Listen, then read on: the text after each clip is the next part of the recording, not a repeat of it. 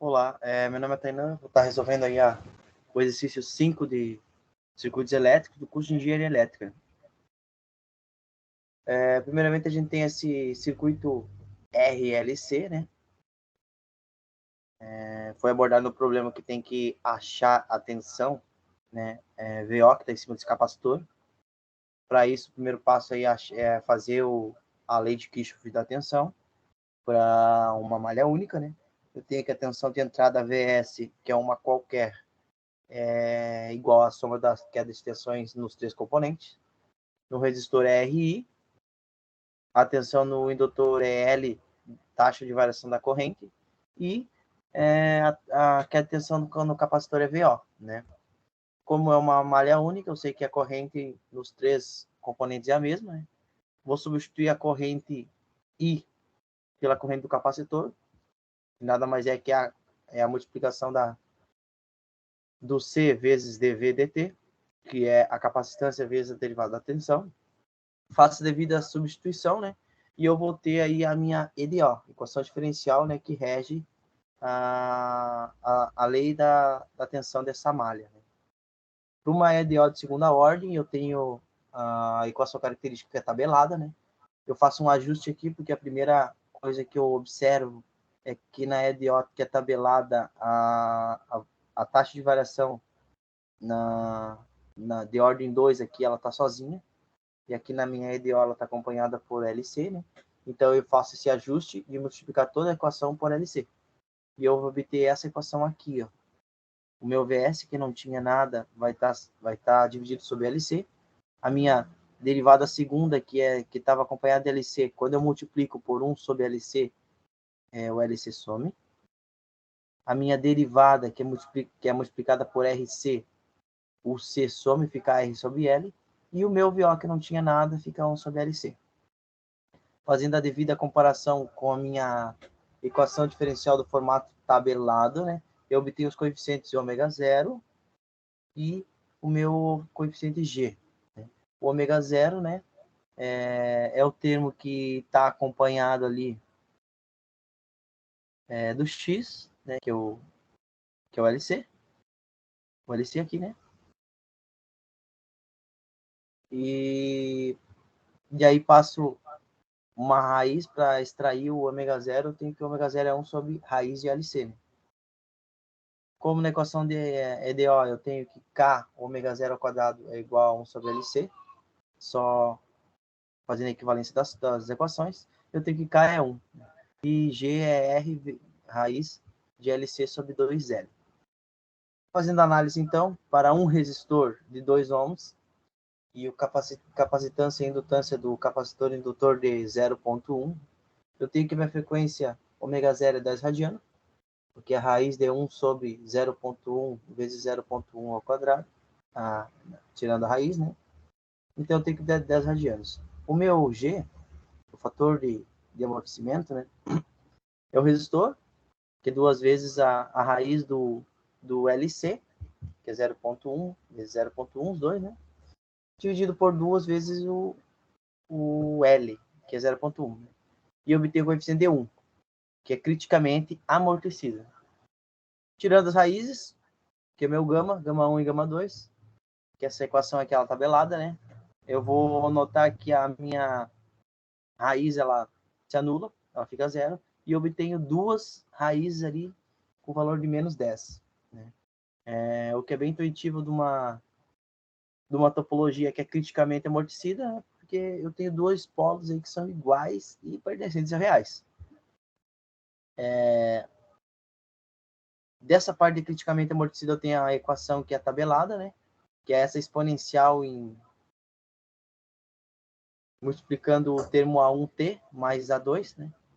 E eu preciso achar o A1 e o A2. Para isso, eu uso as condições de contorno, porque o gama, o lambda, eu já tenho que é menos 10, que é o fator que é a raiz que eu achei, né? Nesse caso, o gama 1 é igual ao gama 2. Eu uso basicamente três condições de contorno. A primeira condição de contorno é quando eu igualo a equação que é tabelada da tensão em T igual a zero. Eu acho o A2, que é igual a zero, porque o A1 é multiplicado por T, zero, e a exponencial vira 1. A segunda, eu pego a equação diferencial que rege a tensão na malha, né? Integro ela uma vez, tiro a derivada segunda dele, né? E igualo T igual a zero. E obtenho ali que a derivada primeira, né, de T é 1 sobre LC, porque os outros componentes estão multiplicando VO, e a condição inicial do capacitor é que tenha tensão inicial igual a zero, né? Então, esses fatores que multiplicam a VO fica igual a zero, né? E a integral do impulso, para um VS igual ao impulso, né, é 1. Portanto, VO é 1 sobre LC. Como LC é 0,1, né, fica 1 sobre 0,1 mais 0,1, que é igual a 100. Né? Nesse valor aqui. Usando a terceira condição de contorno, que é basicamente a equação que é tabelada, eu derivar ela e igualar em t igual a zero, eu obtenho essa equação aqui. De V, taxa de variação no tempo zero igual a 1 menos 10. E aí, colocando o meu valor da taxa de variação, eu tenho que o meu A1 aí igual a 100. Colocando na equação, né? Como o meu A2 deu igual a zero, pela primeira condição de contorno, né?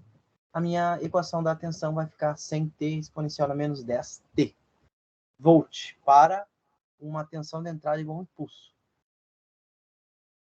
Para uma tensão de entrada igual ao degrau, né, eu tenho aquele fator ali somando, né, na equação tabelada, né, que é o mais VS. Usando as mesmas condições de contorno, tensão de entrada com T igual a zero, depois derivando, né? A primeira com T igual a zero, eu tenho que o meu A2 é menos VS. Fazendo a derivada da equação, eu obtenho que eu obtenho esse fator aqui, e botando T igual a zero, eu obtenho que o A1 menos o V, a taxa de variação com T igual a zero é igual a 1 menos 10 A2, né? Como um A2 eu tenho, que é menos VS, eu tenho que V1 é menos 10 VS. Colocando na fórmula normal aqui, né? Eu tenho que a tensão saída do capacitor é menos 10 VS, T, exponencial na menos 10, no lambda que eu já tenho, menos VS exponencial na menos 10T, mais o VS, que é o fator ali do módulo do degrau, né? E essa é a equação da tensão para o resistor de 2 ohms. O resistor de 4 ohms já foi feito, já em aula, né? O fator de amortecimento deu 2. Né? As raízes deu menos 2,67 e menos 37. A equação característica desse tipo de amortecimento é essa aqui, né? As duas exponencial com raízes diferentes, como já foi dito. A primeira condição de contorno eu aplico a mesma coisa, né? A tensão de entrada em tempo igual a zero, eu obtenho que o A1 é menos A2. Como eu tenho uma equação em segundo grau aqui, eu integro ela uma vez e obtenho a primeira derivada, né? E como alguns valores aqui vão multiplicado pelo VO, que é a minha condição inicial, que tende a igual a zero, a minha variação no T igual a zero fica a mesma coisa, que é 1 sobre RC, que é 100. E a terceira condição de contorno é a derivada, né, da equação que é tabelada em T igual a zero. Aí eu obtenho as duas raízes daí.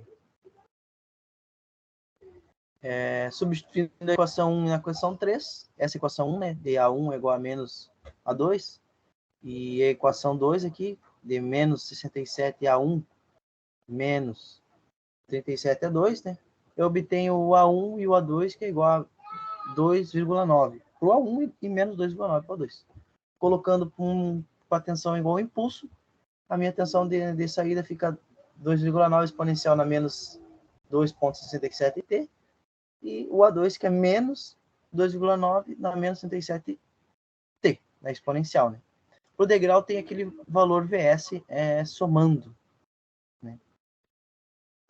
Para um resistor igual a 1, né, o meu fator de amortecimento dá 0,5, que é um fator subamortecido. Tirando as raízes, eu obtenho uma parte real e uma parte imaginária, que é bem característico do subamortecimento. Né? A minha frequência também é a mesma, 1 sobre raiz de LC. Né? E eu ainda tenho que calcular o ômega D, que é o ômega 0, raiz de 1 menos o G ao quadrado. Como meu G deu 0,5, deu 1 ali, né? Fazendo as devidas substituições, eu tive ali uma frequência D igual de 8,66 radiano por segundo. Né? Para um impulso unitário, eu tenho que a tensão de saída tabelado desse tipo de amortecimento é uma exponencial complexa, multiplicado por dois fatores que multiplicam o B1, o cosseno, e B2, o seno, né? Com a frequência, com o ômega D aqui dentro, multiplicando o tempo. Né? A primeira condição de contorno é a mesma coisa, tensão igual a zero, eu obtenho que B1 é igual a zero. Segunda condição de contorno, derivo a equação que é tabelada, né? E boto em T igual a zero, obtenho essa fórmula aqui, né? E como que a taxa de variação no tempo zero eu tenho, que é 1 sobre LC, eu igualo. Igualando a equação 1 na equação 3, eu obtenho aí que meu B2 é 11,55. O B1 é 0 e o B2 é 1,55, agora é só substituir. Eu vou ter que uma exponencial, como o B1 é 0, ela corta, né? É uma exponencial na menos 5t, que multiplica o B2, 11,55, seno da frequência D ali, que é ômega D, que é 866T, volt. Isso com impulso. Para um degrau, entra de novo o módulo, né, da amplitude desse degrau. Vai ficar com a primeira condição de contorno da tensão com T igual a zero, fica B1 igual a menos VS. Na terceira aqui, coloco a taxa de variação da derivada primeira da tensão com T igual a zero, fico com essa equação aqui, 866B2 menos 5B1, né? Isso fazendo a substituição da equação 1 em 3, eu obtenho que B2 é menos 0,577 VS, em função de VS, né? Portanto, a minha tensão de T, de saída do capacitor, é exponencial na menos 5T, menos o VS, cosseno de 866T, menos o 0,577 VS, seno de 866T, volt. Isso para um degrau. Para um resistor de 0 ohms, né, eu obtenho que o meu fator de amortecimento ele tende a zero. E por essa razão eu não tenho raiz real aqui, só imaginária, o que é bem intuitivo, né, porque eu não tenho nenhum resistor. Para o impulso unitário, usando a mesma condição de contorno da tensão com T igual a zero, eu obtenho que B1 igual a zero, porque a equação aqui é a mesma, basicamente, né? A derivada da tensão no tempo zero é 1 sobre LC também. E a derivada da minha equação que é tabelada é menos 10B1 seno de 10T mais 10B2 cosseno de 10T. Com T igual a zero, né? E aí eu vou obter, substituindo a equação 1 na 2, eu vou obter que B2 igual a zero. B2 igual a 10, e o B1 igual a zero. Portanto, eu obtenho aqui a tensão, né, de saída para um impulso unitário, nessas condições, é 10 seno de 10T volt. O degrau, só entra a amplitude desse degrau, né? Da primeira condição de contorno, o B1 é menos VS, igualando ao T igual a zero na tensão. Da segunda, eu sei que a derivada primeira da tensão em T igual a zero é 1 sobre LC, né? E aí eu obtenho, fazendo a devida derivada aqui, 10B2 cosseno de zero, né? E obtenho que B2 igual a zero. Portanto, a tensão de saída ali em T é menos VS cosseno de 10T mais VS volt, para isso para um degrau. Né?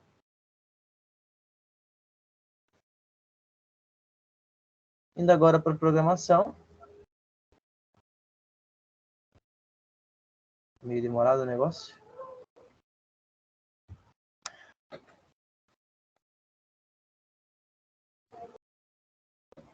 Fiz os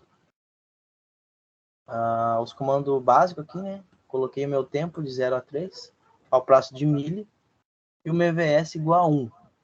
Vou trocar aqui, vou colocar igual a 8. Né? Fiz a minha tensão para impulso degrau do resistor com 0 ohm. Para impulso degrau, a minha saída, né, da equação da tensão para resistor de 1, para resistor de 2 e para resistor de 4 ohms que já tinha sido feito. Né? Aí plotei, né? Só dividi as funções, né? As funções pares ficou para a resposta degrau, que não é mais unitária, né?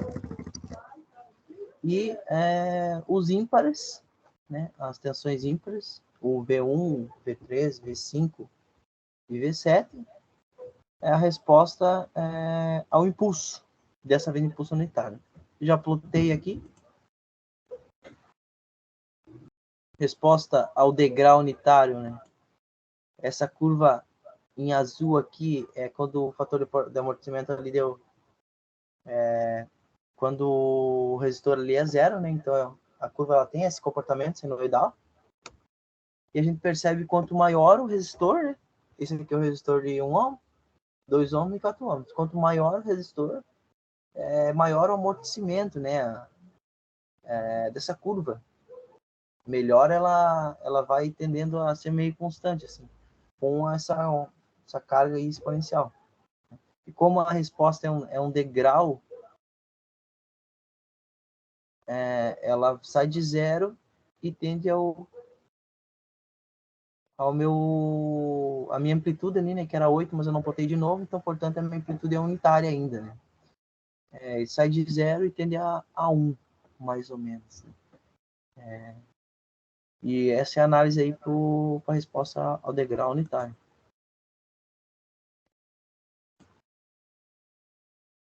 Indo para o impulso, né? Essa equação, essa função azul aí é quando o resistor é zero, né? Ele tem essa característica senoidal, troca de energia, provavelmente. Quanto maior o resistor, melhor o amortecimento dele. Né? Esse aqui é o resistor de 2 ohms e esse aqui é o resistor de 4 ohms. Né? E ele tem um pico e tende a zero, porque é um impulso, né? O impulso ele tem aquela amplitude e no resto da tensão ali tende igual a zero. E essa é a análise aí do gráfico aí do meu trabalho. É isso.